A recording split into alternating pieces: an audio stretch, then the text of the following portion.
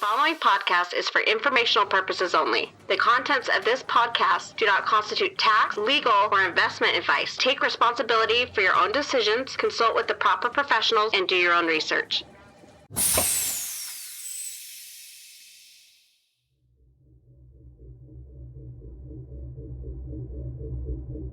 The end vision is that the graph is a global, decentralized market of indexers that operates efficiently, that consumers can reliably query that data from their device, and that this is a stable platform that can be relied upon for every future layer and stack that accretes on top of it.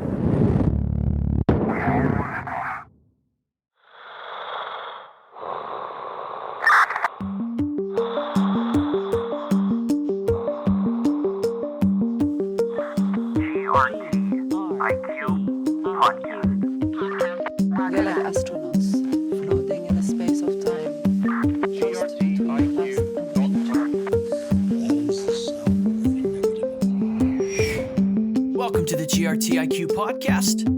Today I'm picking up the conversation with Brandon Ramirez, co-founder and research and product lead at Edge and Node.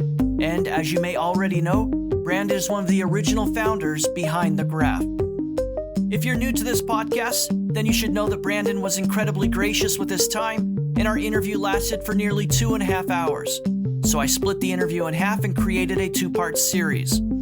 During part 1, which already aired, episode 36, Brandon talked about his corporate experience working at Microsoft, his move into entrepreneurialism, and then he provided a great backstory about the origins and early days of the graph.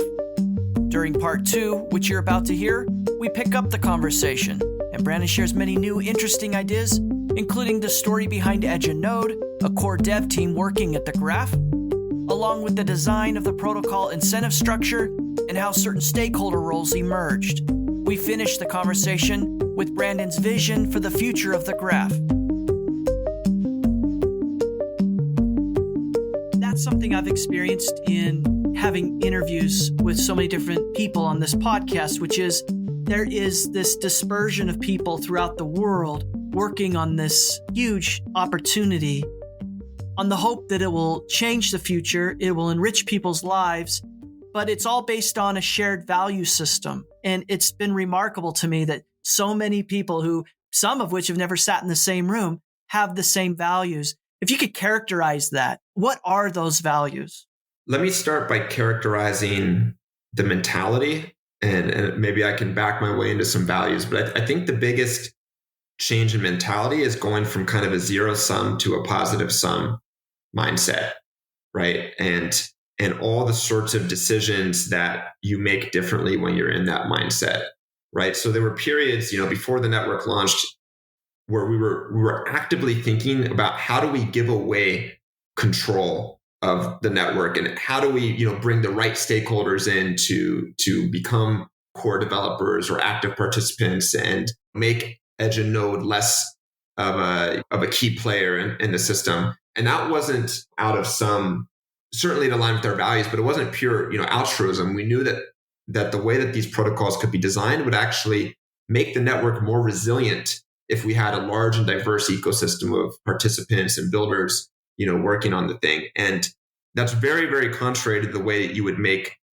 decisions in the past, where it would be all around how do I build as big of a moat as possible around the product that I built? How do I lock in users as much as possible? How do I compete with adjacent markets, right? So you get a foothold in one market as a SaaS product, and then you need to figure out, okay, what's the adjacent market that I'm then going to, compete against, and it's zero sum with the competitors on that market. Whereas you look at something like the graph, there's not even really a strong reason to quote unquote compete with it, because you can just join it and you can build it and you can make it better. And people have built, companies that are fully devoted to working, on the graph and participating in that ecosystem. And so I think the mentality is just completely different from what we've seen, in the past. And that was very alluring to us. And then I think the shared values, first and foremost, really are decentralization, but everything that kind of comes with that. So all the value of Web3 stuff, kind of empowering users, giving users ownership. I think people are very committed to sort of the changing nature of work and just how humans coordinate at scale, right? So like We talked about scale earlier in the interview. One thing that I'm always struck by working in the graphs ecosystem is that I often feel like I'm working at a larger scale than my work at Microsoft. When you look at the amount of people I interact with on a day-to-day basis or week-to-week basis, and the amount of different stakeholders and developers and builders and designers, like it is a massive ecosystem of which, Edge and Node is just a small part. And that level of coordination is enabled by this new primitive that we have in the blockchain, in token design, crypto economics, and so forth. And so I think to the degree to which this is like an experiment in human coordination at scale, I think everyone is interested in proving that this is a viable way of creating value, right? And so I think that's like a strong undercurrent, is just this shared belief in the way that work is going to change in the future as a result of Web3. Another thing that's come up on this podcast is this technology reflecting back its ethics, its possibilities on us, or is the technology an expression of our optimism and our ethics? Yeah, I mean, it's a really fascinating observation. I think you could definitely say that crypto is sort of this manifestation of these really long-term trends that preceded blockchain, preceded the Bitcoin white paper, by decades, if not hundreds of years. So one of those big long-term trends is a shift from collectivism to greater individuality and greater individual freedoms, right? You see this going all the way back to some of the earliest European history, where you had the individual was part of some large family structure, or you saw this in other parts of the world as well with like clans. And it was actually quite a large innovation socially when you started seeing things in places like England with respect to contract law and like the atomic family, this idea that instead of being part of these large collective structures, we were now part of these smaller agile units. And then you kind of play that forward a couple 100 to 300 more years. And like now you've seen this incredible empowerment of the individual, right?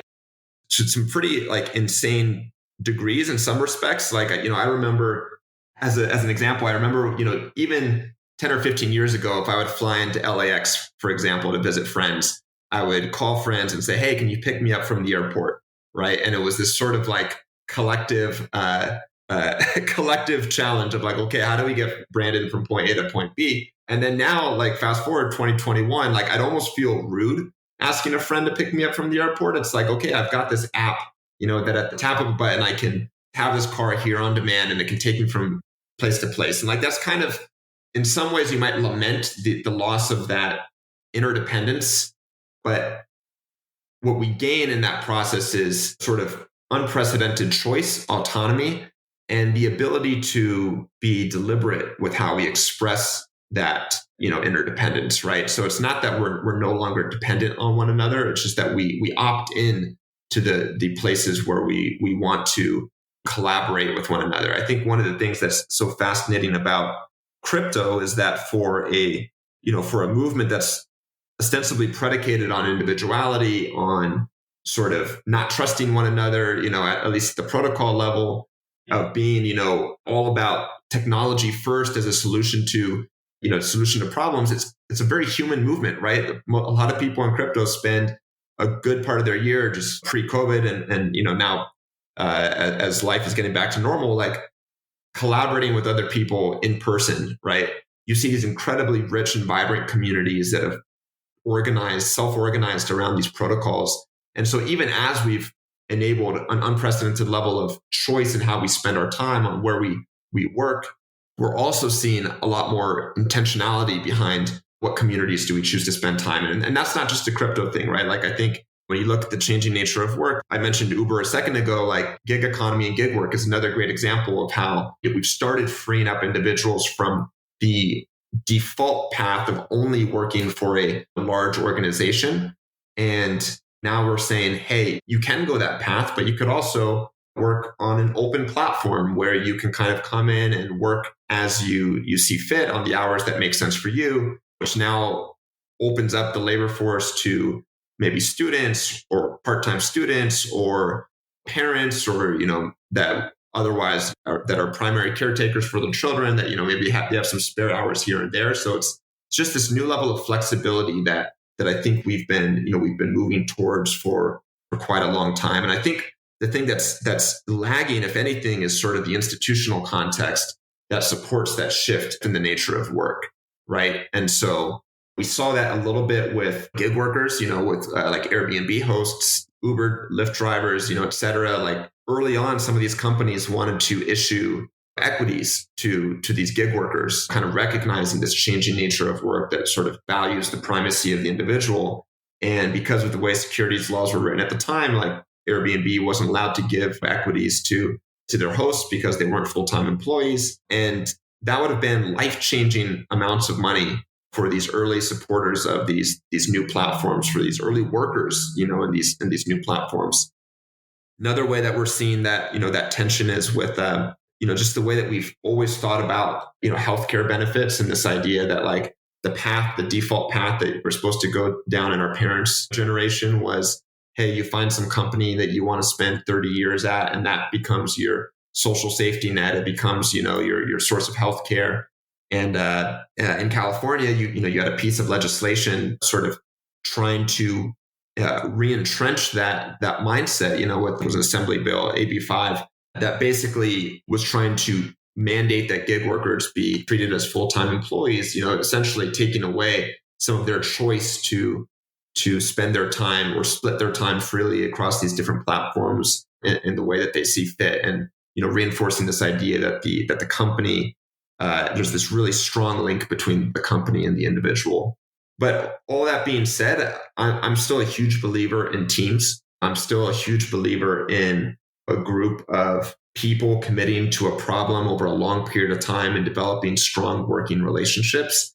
I just think that the fact that there are alternative methods of large-scale human coordination, that there's alternative options for individuals to have unprecedented choice in how they work, I think is just a really important check and on the power and on sort of the size and the bloatedness that can kind of come from the traditional way of building companies and scaling organizations.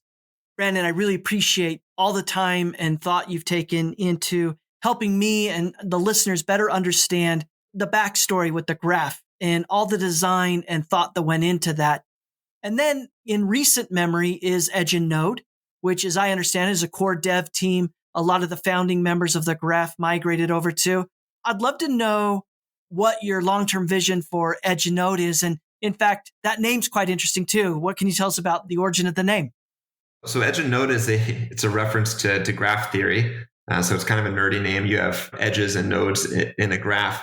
But the inspiration for it actually came from these kind of classic craftsman style, fashion brands, where you have Rag and Bone, or there's one I think called Grown and Sewn. It evokes this more classic type of brand in contrast to some of the more futuristic and technological brands that you classically hear in tech. And we wanted to adopt this identity of protocol craftsmen while at the same time taking a step back and leaving space for more core developers to come into the graph ecosystem. So that's why we felt it was important for our company name to not be synonymous with the graph and simultaneously take on this identity that would set us up to be the craftsmen of more protocols in the future, right? So I think for the next few years, easily the majority of our time will be spent contributing to the graph ecosystem and making the protocol better. But part of the vision of Web3, we talked about the changing nature of work, is that technology accretes in layers, right? And technology can eventually be essentially feature complete these platforms that we can then build future platforms on, right? We're not going back and, we iterate, but we're not going back and fundamentally reinventing the railroad to facilitate, the stuff that was built on top of it. At a certain point, the graph is going to provide all the functionality that it needs to provide. And you're going to see a lot more innovation at the cutting edge on these new layers in the stack. And so already we're trying to do what we can to support these projects as developers of a platform that many of them are building on. But one of the things that Web3 does is it separates the creation of software from its operation, right? And so that's something that is sort of unprecedented. In the past, to have a sustainable business model as the creator of software, you also had to stick around and operate that software ad infinitum, right? So it created this weird tension where people that would maybe self-identify as creators, would start these projects, and then the business would rapidly shift to one of creation and innovation to one of maintenance, extraction, operation.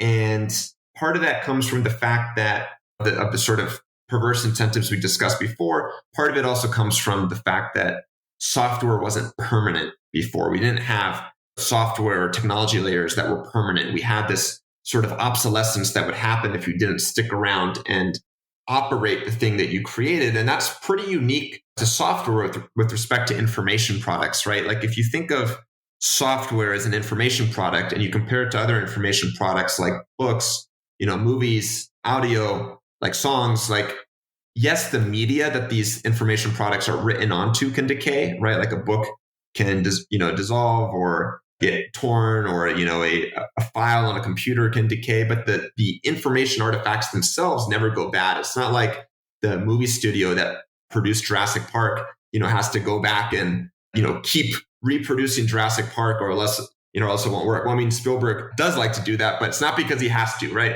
And so what that does is it allows companies to emerge that focus primarily on the act of creation and always continue focusing on where the act of creation is going to have the highest leverage. And that's, in the long term, I think what our hopes are for Edge and Node is that we can continue being creators, being builders at the layer of the stack that where the most value to decentralization and to end users can be delivered. And then as part of the genesis of these new protocols and layers, handing over control of the operation to the community in the same way that, now today, the indexers run the graph.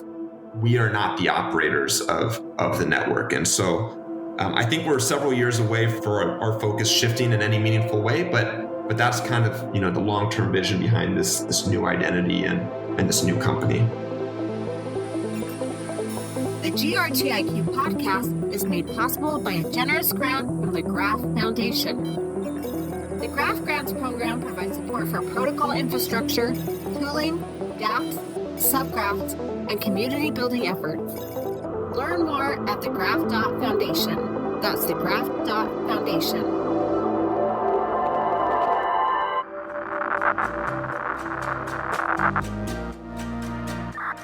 Hi, this is GRTIQ. Each week we get to meet a new member of the Graph community and ecosystem.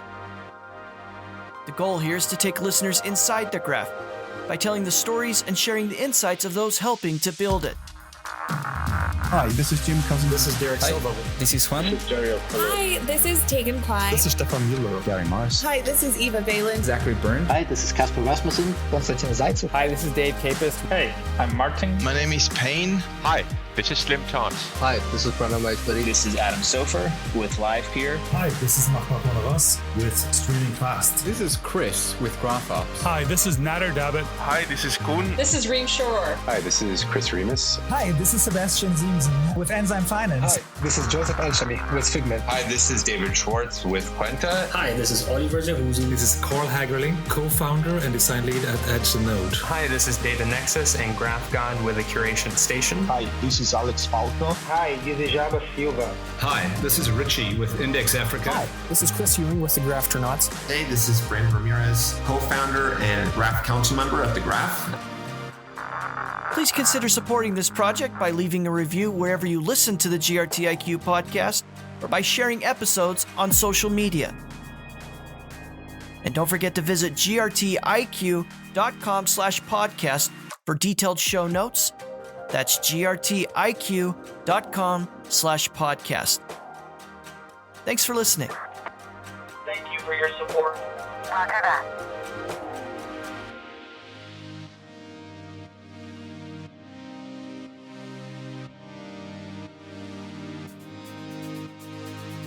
And so the idea of the Graph is hatched. You write the white paper, and my sense is that you guys get your feet underneath yourselves as you're kind of carrying this new idea, this project into the marketplace. But then you have to build an ecosystem with a bunch of actors that are incentivized. And I know that you were kind of the brains behind that. So How did you understand or architect early on the ecosystem, the curators, the indexers, and what was that process like for you?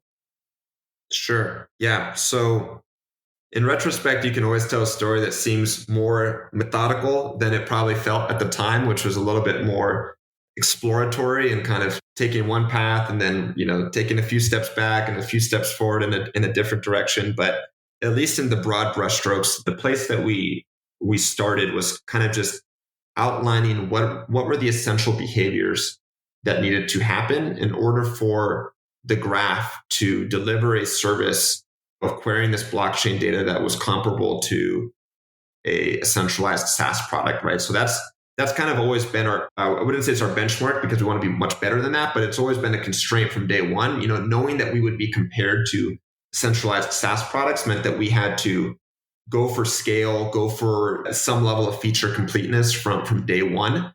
And that was kind of like the first invariant, right? It's like, this is where we need to start.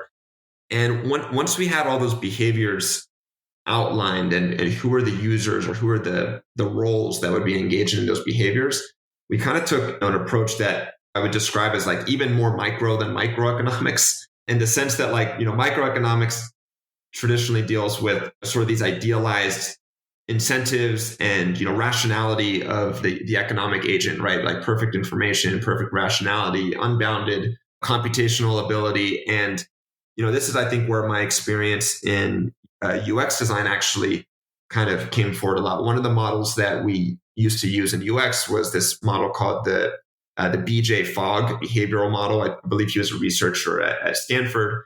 And it was basically this, it's really more of a heuristic, and it goes like B equals MAT, which translates to behavior is equal to the product of motivation, ability, and trigger. And so one of the things that crypto economics and blockchains kind of gave us early on was this ability to get really, really fine-grained with incentives. But incentives just kind of cover the motivation, right? When you're actually designing the full system, it's not enough to just define the on-chain incentives, that are expressed in the smart contracts. You also need to think through, okay, well, what is the ability of users to actually respond to those incentives? What are going to be the triggers that actually elicit them to take action, in response to that motivation, in response to those abilities? And that's where things like UX design, that's where things like just basically like the products and tooling that we built around the network came into play. Things like the indexer agent, things like the Graph Explorer, the Subgraph Studio, the different various CLIs that enable engaging with the network. As well as tools that weren't built by us, right? Like there's many other community explorers and dashboards that kind of actually act as this really important translation layer of like turning those incentives into a real motivation and understanding of how to respond to them. So that was like one broad, philosophical kind of underpinning with how we approach this. But then kind of looping back to the protocol economics, one thing that was clear to us that became evident really early on was just sort of the complexity of the graph when you compare it to some other protocols. And I mean kind of complexity in the sense of like many interacting components that are sort of difficult to model in like a really closed form way. Like blockchains are incredibly technologically sophisticated and, deep in terms of how they act. And there's a huge line of consensus research. But like if you look at like the proof that was in the Bitcoin white paper around like why Nakamoto consensus was secure, it's actually pretty reasonable to understand in sort of a closed form way. Whereas it became clear to us, early on that what we were designing at the graph was much more of a system of interacting agents, personas, and incentives. And so the first step was kind of defining what those personas were. At the very least, we knew we had a consumer and we had a service provider, right? So the service provider here being the indexer, and that service provider needed to make that service available to consumers in an efficient way, like an economically efficient way, right? Where supply is perfectly met by demand at kind of like an optimal price. And the best sort of precedent that we had for that is markets, right? Like a functioning, a well-designed market that's open, that has low barriers to entry, low transaction costs, where there can be efficient price discovery, where there's no asymmetric or very little asymmetric information. like those are the ways, that was sort of our initial instinct for like, how can this service be made available to consumers at the highest quality for the lowest price?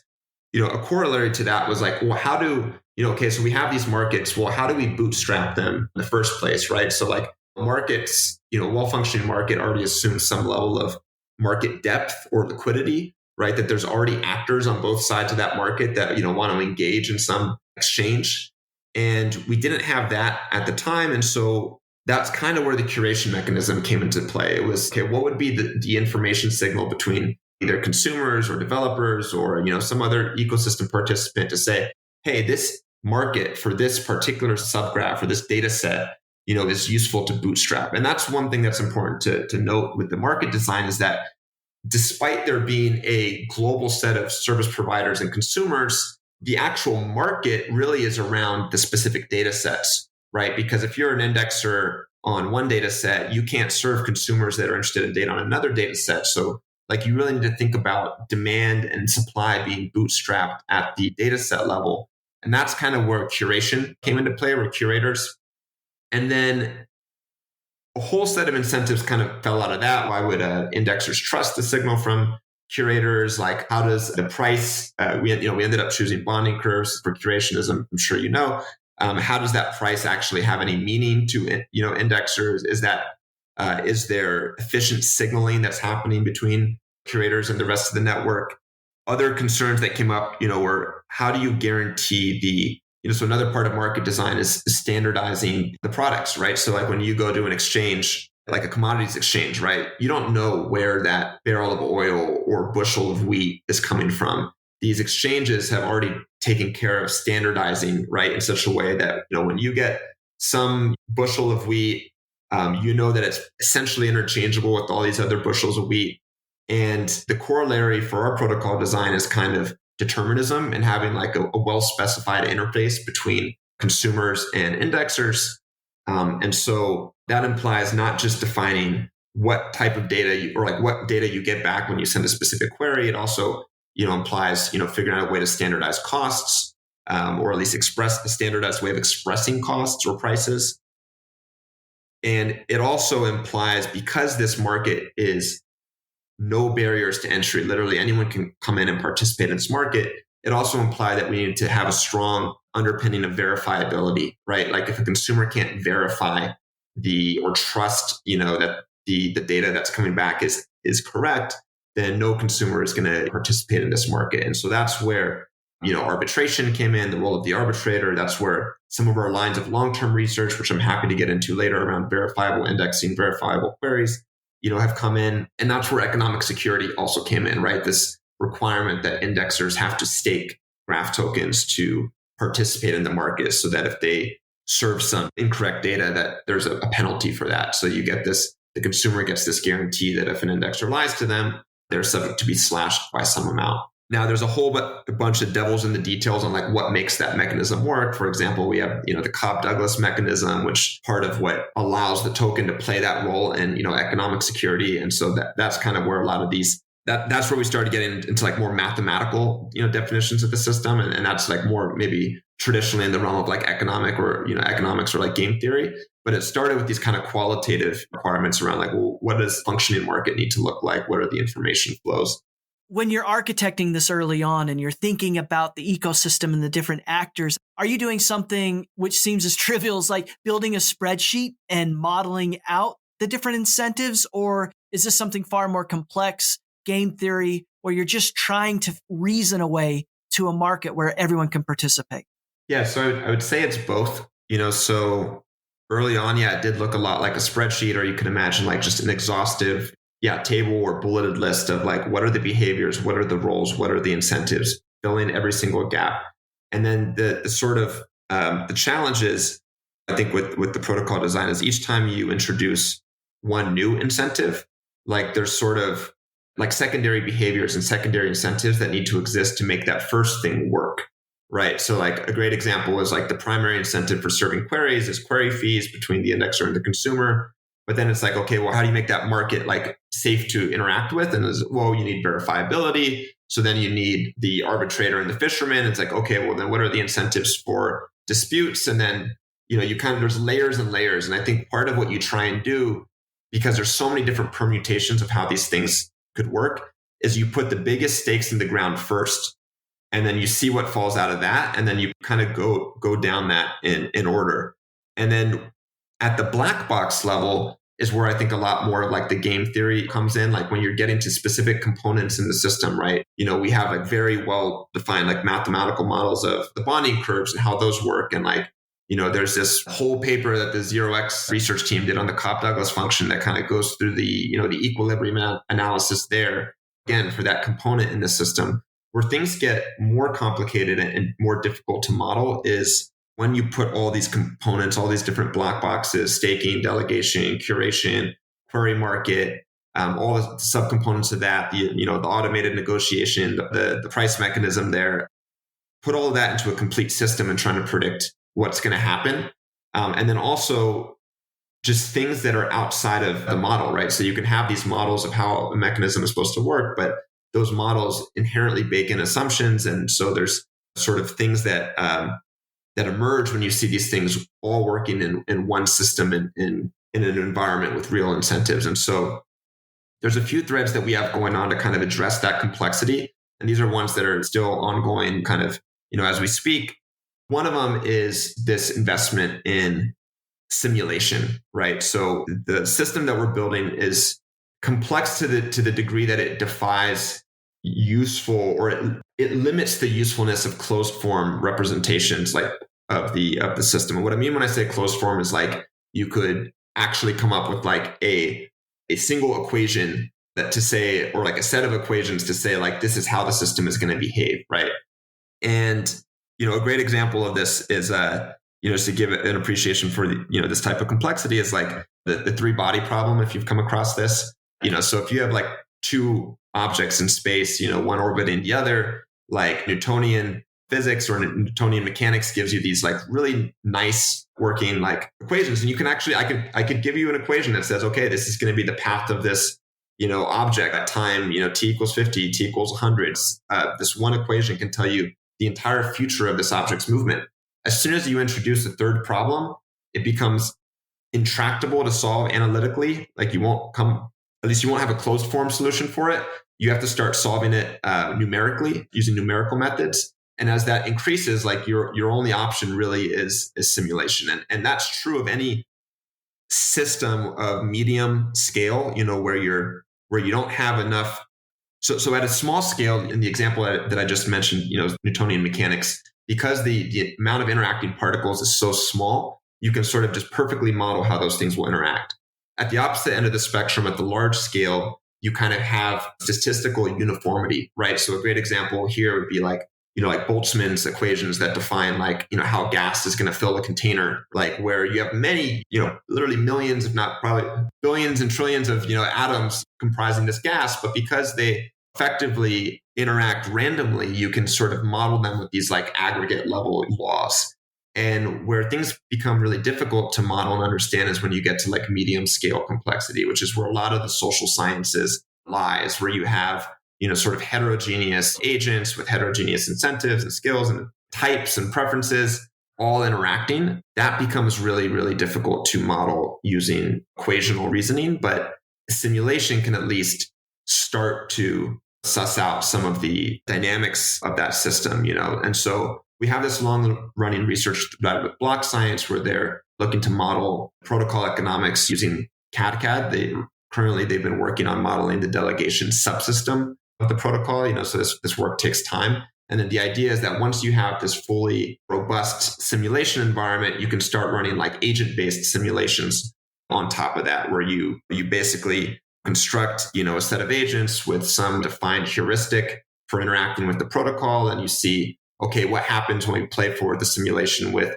this set of decision-making heuristics? And those could be anywhere from like really simple, naive heuristics, like just like delegate to an indexer that had the highest yield at the previous time step, or it could be some heuristic that involves learning, like reinforcement learning, or the solution to some, optimization problem. So you can actually code some of the heterogeneity in the way that people make decisions, right? Because like you and I know from our own experience that like we're not just these like automaton rational optimizers. We're not all going around handwriting equations and then solving some like mathematical optimization problem. Like oftentimes we're making decisions quickly, using some set of heuristics. And so that's one stream of research that I think is really important there. Another one is, that sort of dovetails on this is what Semiotic, one of the grant recipients at the foundation, is working on, which is primarily focused on reinforcement learning, with a similar eye towards sussing out what behaviors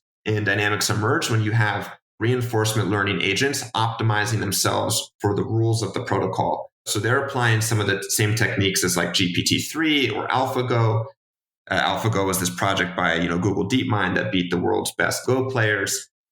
Basically coming up with agents that are optimized for interacting with the economic incentives of the protocol. And then again, we can observe sort of experimentally, like what are the behaviors that emerge when these agents optimize in this way. And their line of research currently is focused specifically on the negotiation protocol and the query market, so the place where we have price discovery, because there's some interesting constraints that we have there with respect to, if you were to compare us to like the way that Ethereum, like gas prices work for smart contracts, like we have our own unique set of constraints. And then in addition to that, we're still leveraging the classic economic toolkit. So the foundation this past few months had a grant to the Prism Group team. They've done some like foundational research in the block science space. I think they had a paper a few years ago. It was like blockchain forks as a coordination game. And they've been working on an equilibrium analysis of the protocol. And so this is trying to come up with an analytic representation of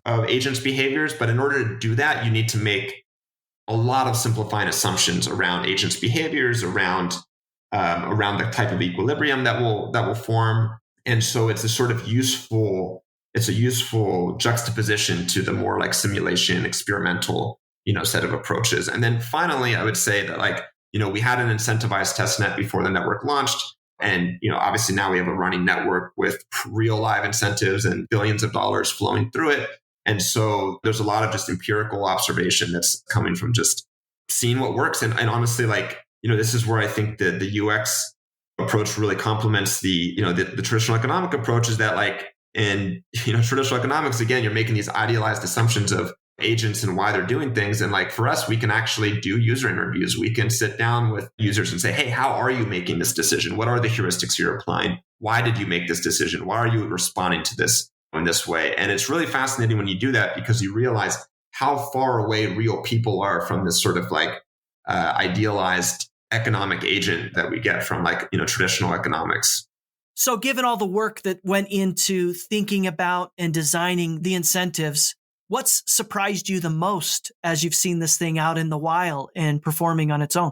I think a surprise was just how engaged everyone is in the protocol just across the board.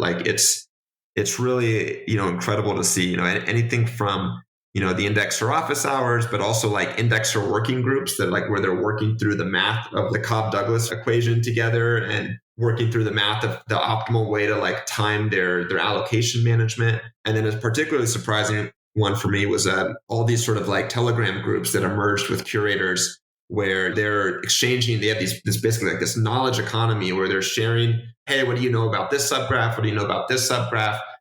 We did a user study actually with one of the PMs on the Edge Node team, Adam, who has some side projects in the NFT space, where he deployed his subgraphs that he had been running on the hosted service to the decentralized network.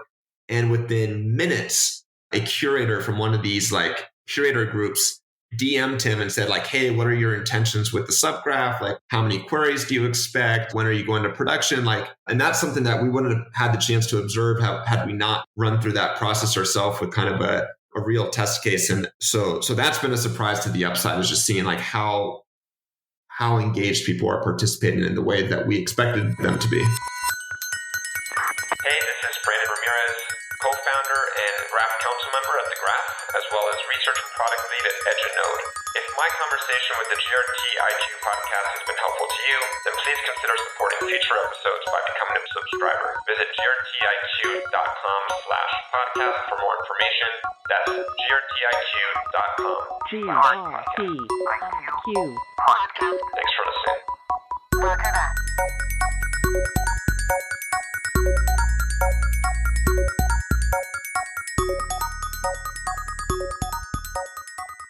Brandon, you've been so generous taking us through the early days, helping us understand kind of the ideation behind the graph and so much of your personal story, and then the time and effort and thought that went into different incentives for all the stakeholders within the graph. Where are we in your mind as you think about where you've been, where we are presently? Where are we in the evolution of the graph, and what are you most looking forward to next? So what are the things we would like to improve and iterate upon in the future, right? A big theme here is, well, even taking a step back, it's helpful to think about where we want to get to, right? So right now, today, still most users access the decentralized network through a gateway. And that gateway solves a number of problems. One is it reduces the amount of complexity between indexers and consumers, because there's basically fewer point-to-point relationships between like gateways and indexers than there would be if we had every indexer connected to every consumer, right, in this many-to-many fashion. But our end goal is to eventually have consumers just querying indexers in the network directly, right? So from everything that a gateway does today would just happen on a consumer's device, right? So there's a few things that need to happen for us to get to that reality. We need more state channel scalability. So we have a few efforts there. We've been working with the Connects team for quite some time. We also have a cryptography working group in the community that spans several teams and grant recipients that's focused on allowing state channels to scale more effectively. And I think we're going to be talking more about this in future posts. So I'll kind of pause on that thread for now. Another part is making the query market work a lot more efficiently. So we have this V1 of like the Agora DSL, which is this way that indexers express price between themselves and consumers. One thing that's really unique to the graph as opposed to like something like Ethereum, well, a couple of things. One is that, in Ethereum, when you pay for a transaction, it's this one-to-many process, right? You're imposing a cost on the entire network. And because of the way the EVM was designed, it's relatively simple. Is the costs can be pretty well modeled and are well understood across a number of different client implementations and different configurations. With the graph, there's a lot more heterogeneity in the configuration of an indexer, right? You could be running a different database. You could be using a different ETH client. You could be running your graph node in a horizontally scaled cluster where you have different read nodes and write nodes that are scaled separately. Like that's how the Edge of Nodes hosted service works today. And so this idea of like coming up with some like global uniform price that is reflective of every indexer's configuration is just sort of, it's impossible, right? And so we addressed that initially by giving indexers, a way to express their own prices in the market interface. That's this Agora DSL. Most indexers haven't been able to navigate setting that in a way that's price efficient. And so a lot of semiotics research and our goals for the next iterations on the negotiation protocol and this price DSL are giving indexers the tools to model for their own configuration, their own setup, what the cost of a query is going to be, and to express that over the wire to consumers in a way that's going to lead to a market efficient outcome. So that's another thread that's kind of just necessary to facilitate this like efficient many-to-many interactions between consumers and indexers. On the verifiability side, we want, the arbitrator kind of acts as a bottleneck on verifiability, right? Like it's a set of actors that are set through governance that have to repeat and redo the work of proof of indexing or a query attestation to arbitrate the outcome of a dispute. There's a long lag. It's a lot of work. It's a slow process. You don't know in real time if a query response you're getting is correct. It's only weeks later when this thing is adjudicated. And so we have some lines of research in the kind of the progressive verifiability space. One is that we would like to make indexing verifiable. We're already fairly well set up for that, given that from early days, we made the choice to put Subgraph's execution model inside of a WASM runtime. And now there's some very sophisticated proof systems to prove the correctness of like WASM computation. So, I think TrueBit was like kind of the first really player in this space, using like the refereed game approach.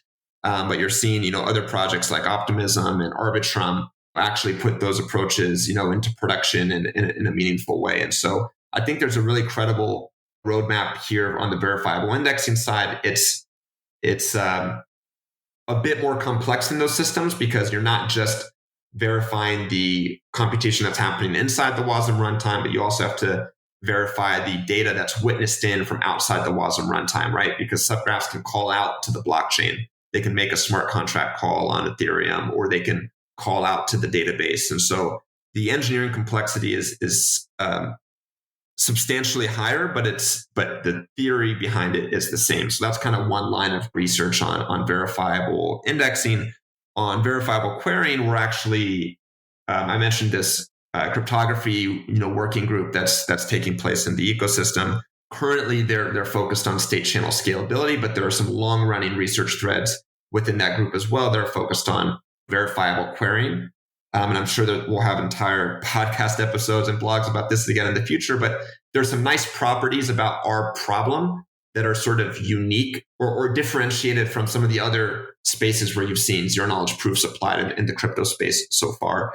And one of those is just that a lot of queries can be modeled in this like highly parallelizable way, where instead of thinking about it as like query as like a computation, one long running computation on the entire database, you could think of it as many smaller computations on individual rows. For example, whether or not a entity in a table matches like a filter predicate, that could be a single computation that could be parallelized with other computations that are checking whether an entity should be included in a result set based on that same filter predicate, in different rows of the database. And so that lends itself to like a unique set of proof systems that are maybe of a different flavor and character than what most folks are familiar with from like maybe ZK rollups or Starkware or some of that other stuff.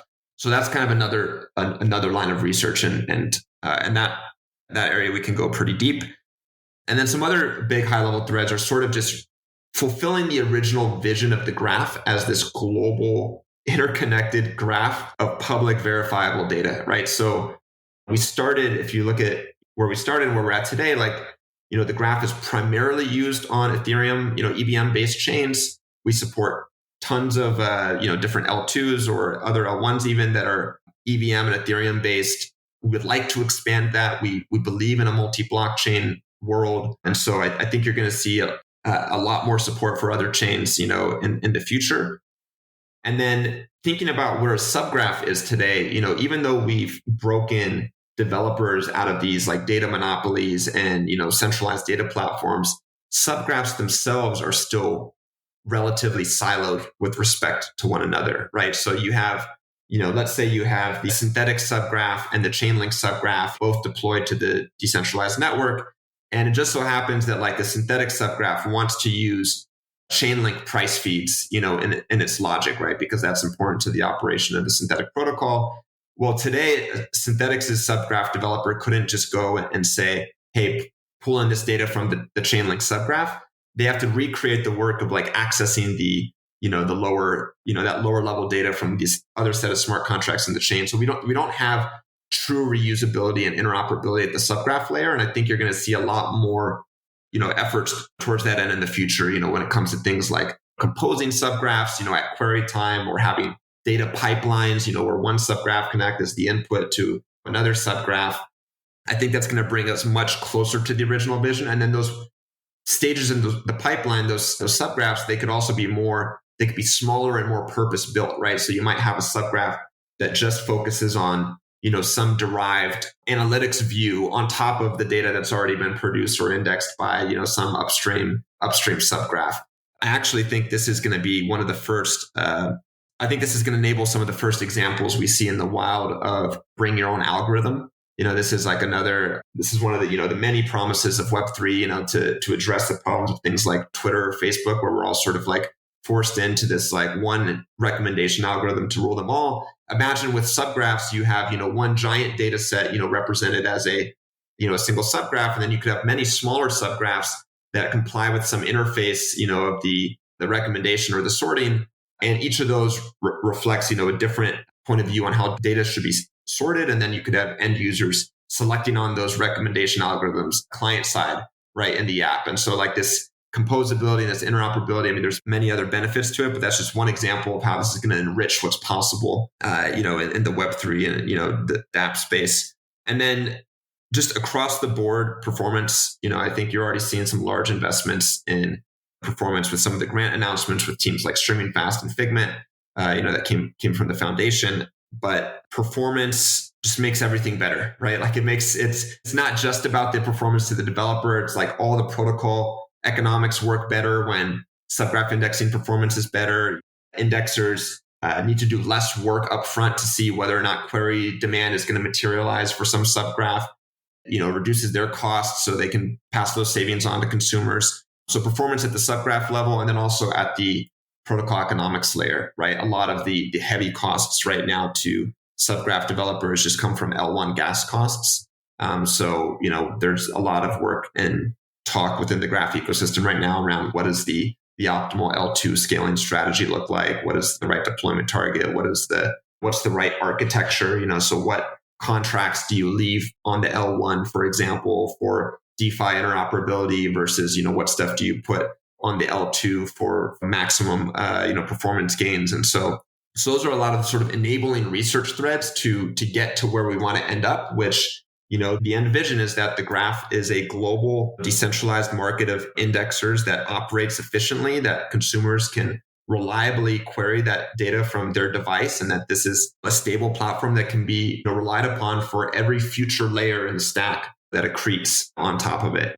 And I'm just as excited about what this is going to unlock for users and developers as I am for just what this unlocks as a case study in how these things could be built in the future. And I hope this is the way that future protocols and products are built as well. And I hope that we can provide a useful example on some of these fronts.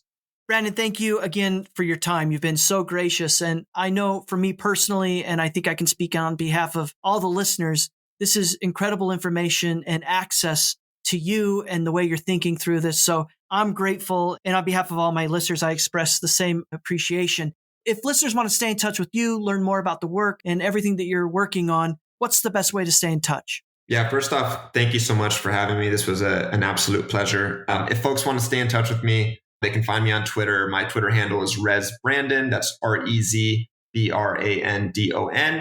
And if you guys are interested in collaborating, please check out the Graph Foundation's many grant opportunities, or go to edgeandnode.com/jobs. We have a number of open job postings. So if you are just someone talented wants to get more involved in this space, please check them out. This has been a production of the GRT IQ podcast. For more information, including detailed show notes, visit grtiq.com/podcast. That's grtiq.com/podcast.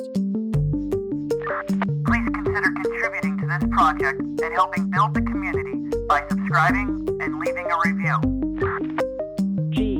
GRTIQ Podcast.